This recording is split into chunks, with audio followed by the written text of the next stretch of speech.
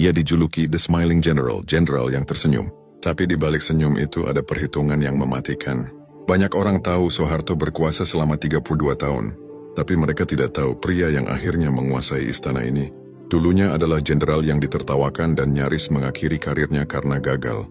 Di lingkaran elit militer Jakarta tahun 50-an, Soeharto adalah bahan tertawaan. Ia berasal dari Kemusuk, desa kecil di Yogyakarta. Latar belakangnya Ndeso. Ia tidak seperti jenderal-jenderal lain yang lulusan Akademi Luar Negeri atau fasih berbahasa Belanda.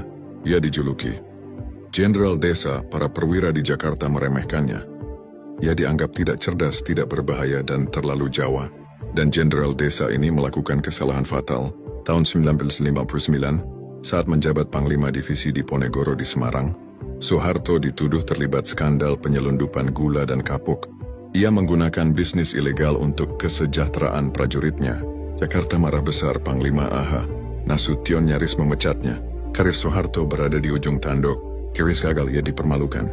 Sebagai hukuman, Soeharto dibuang dari posisi bergengsinya dan dipaksa kembali ke bangku sekolah di Seskoad, Sekolah Staf, dan Komando Angkatan Darat di Bandung. Bagi orang lain ini adalah akhir, tapi bagi Soeharto ini adalah awal dari strategi diamnya. Saat perwira lain menghinanya, ia diam dan belajar. Saat mereka membuangnya dari Jawa Tengah, ia diam dan membangun jaringan baru di Seskoad. Hinaan Jenderal Desa itu justru menjadi kamuflase terbaiknya. Karena diremehkan, ia ditempatkan di posisi yang dianggap aman dan tidak penting. Panglima Kostrad, pasukan cadangan. Dan inilah kesalahan terbesar semua musuhnya. Ke Oktober 1945, Jakarta dilanda badai politik terbesar dalam sejarah. Para jenderal elit, mereka yang dulu meremehkan Soeharto, tumbang dalam satu malam. Lalu siapa yang tersisa?